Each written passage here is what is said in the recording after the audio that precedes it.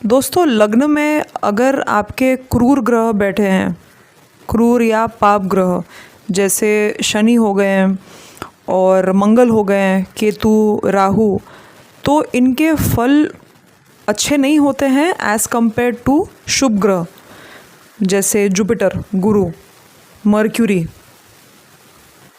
Venus, तो moon.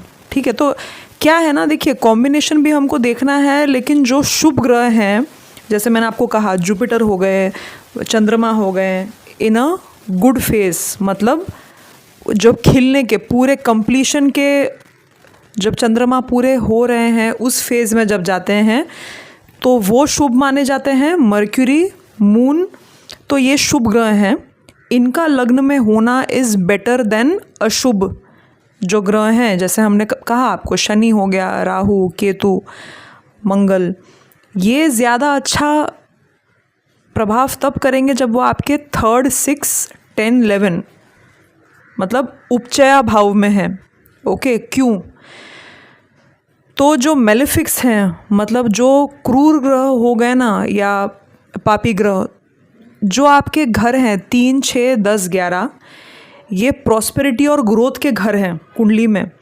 तो यहाँ पर अगर आपके मेलेफिक्स आ गए हैं, मतलब जो टफ डिफ़िकल्ट ग्रह यहाँ पर बैठ गए ना, तो इंसान को, जातक को चुनौती से बाहर निकलने में वो बहुत पावर देते हैं। ओके, लेकिन लग्न, देखो लग्न क्या है? लग्न आपका खुद का बल है, आपका सोच है, आपका पर्सनालिटी है।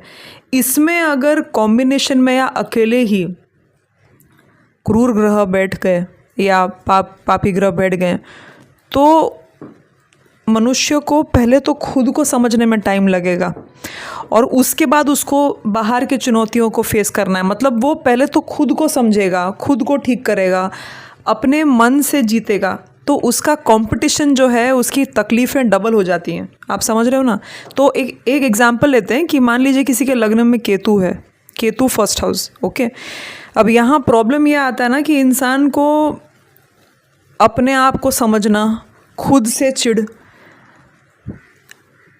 अपना पर्सनालिटी दुनियादारी में बनाना, अपना नाम, उसको ना संसार से ही चिढ़ हो जाता है। शुरू से ही उसको रहता है कि कोई इंटरेस्ट नहीं।